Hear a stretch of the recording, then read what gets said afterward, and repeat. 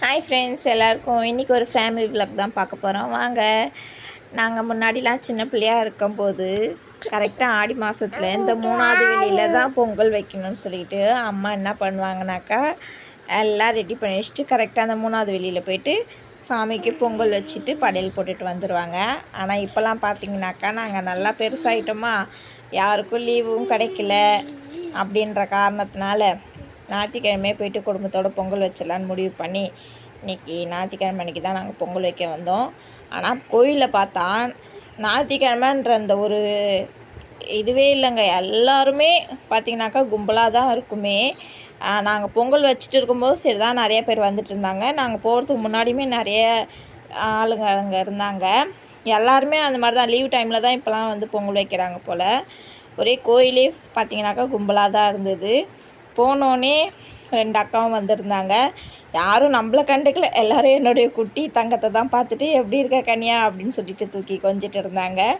அதுக்கப்புறம் பார்த்திங்கன்னா இந்த குட்டீஸ்கிட்ட ஒரு பஞ்சாயத்து, பெரிய பஞ்சாயத்து.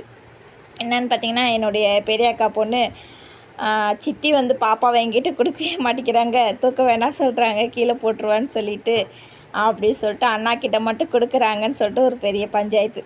அந்த பஞ்சாயத்தெல்லாம் தீர்த்து வச்சுட்டு பார்த்திங்கனாக்கா நாங்கள் அதுக்கப்புறம் பேசி ஜாலியாக விளையாடிட்டு இருந்தோம். அதுக்கப்புறம் வாங்கிட்டு போன பூவெல்லாம் சாமிக்கு எப்பயும் போல் நம்ம ரெடி பண்ணி காட்ட ஆரம்பித்தாச்சு.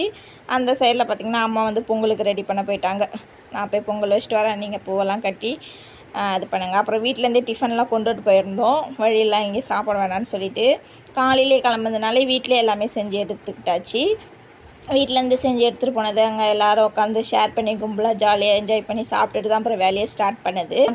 அங்கே வந்து கோவில்லேயே நிறைய பேர் வந்து பிரசாதம், சக்கரை பொங்கல், சுண்டல், அவங்கவுங்க பொங்கல் வைக்கிறதெல்லாம் அப்பப்போ ஒரு பிளேட் வந்துட்டே இருந்துச்சு. அதுதான் சிரிச்சுக்கிட்டு அக்காட்ட சொல்லிட்டு இருந்தேன், இதுக்கு நம்ம டிஃபனே செஞ்சு எடுத்து வந்துருக்க தேவையில்லை, இவங்களே கொடுக்குறாங்கக்கா, இங்கே இன்றைக்கி இவ்வளோ கோவிலில் இவ்வளோ ஒரு விசேஷமாக கும்பலாக இருக்குது அப்படி சொல்லிட்டு அக்காட்ட சொல்லி சிரிச்சிட்டு பேசிகிட்டு இருந்தோம். அப்புறம் பார்த்திங்கனாக்கா அதுவும் இல்லாமல் நிறைய பேர் வந்து வேண்டியிருந்தாங்களா என்னன்னு தெரியல, மஞ்சள் கயிறு, வளையல், பொட்டு இதெல்லாமே வந்து இதுவே எங்களுக்கு பார்த்திங்கனாக்கா எல்லாருக்கும் ஒரு 5-6க்கு மேலே அந்த இது செட் அப்படியே கிடச்சிது. அவங்கவுங்க வந்து கொடுத்துக்கிட்டே இருந்தாங்க. கோயில் விசேஷமாக நல்லா இருந்துச்சு. சாமியும் நல்லா அலங்காரம் பண்ணி சூப்பராக இருந்தாங்க. அம்மன் பார்த்திங்கனாக்கா அவ்வளோ ஒரு அழகாக காட்சி அளித்தாங்க.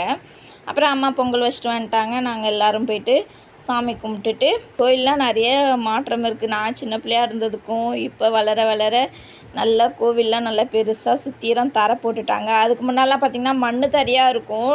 நல்லா பொங்கல் வச்சுட்டு நம்ம என்ன தான் காலையில் போனாலும் பொங்கல்லாம் வைக்கிறதுக்கு மதியானம் ஆகிடுமா, அந்த வெயிலில் நடக்கும்போது அவ்வளோ ஒரு கால் வைக்கவே முடியாது. மண் சொல்கிறோம், ஆனால் நெருப்பில் வைக்கிற மாதிரி தான் இருக்கும். சின்ன பிள்ளையாக இருக்கும்போதெல்லாம் என்னால் கோயில் பெருசுன்றதுனால ஒரு ரவுண்டே வர முடியாது, அழுவேன் நான். அப்போல்லாம் என்னை தூக்கிட்டு தான் நடக்கணும்னு சொல்லிட்டு எங்கள் அப்பா கிட்ட சொல்லி தூக்கிட்டு தான் அப்பா வந்து சுற்றி வருவாங்க.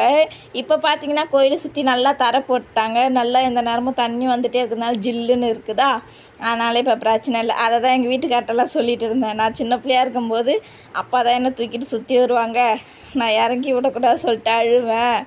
இப்போ அந்த மாதிரிலாம் இல்லை. கோயில் நல்லா சுற்றிலும் தரப்படுறதுனால நல்லா நடக்கிறதுக்கு நல்லா வசதியாக இருக்குது அப்படின்னு என்னோடய சின்ன சின்ன மெமரிஸ் எல்லாம் அங்கே சொல்லி சுற்றி வந்துட்டு இருந்தேன். அம்மாவுக்கு தான் ரொம்ப சந்தோஷம். பேரம்பேத்தியோடு போயிட்டு பொங்கல் வச்சுட்டு குடும்பத்தோடு போயிட்டு ஒரு பொங்கல் வச்சுட்டு வந்திருக்கோம். இதுக்கு வந்து நாங்கள் கடவுளுக்கு தான் ரொம்ப ரொம்ப நன்றி சொல்லணும். இந்த விலாக் பிடிச்சிருந்தா என்னோடய சேனலை சப்ஸ்கிரைப் பண்ணிக்கோங்க ஃப்ரெண்ட்ஸுக்கு ஷேர் பண்ணுங்கள், லைக் பண்ணுங்கள், ஃபாலோ பண்ணிக்கோங்க ஃப்ரெண்ட்ஸ். பாய்.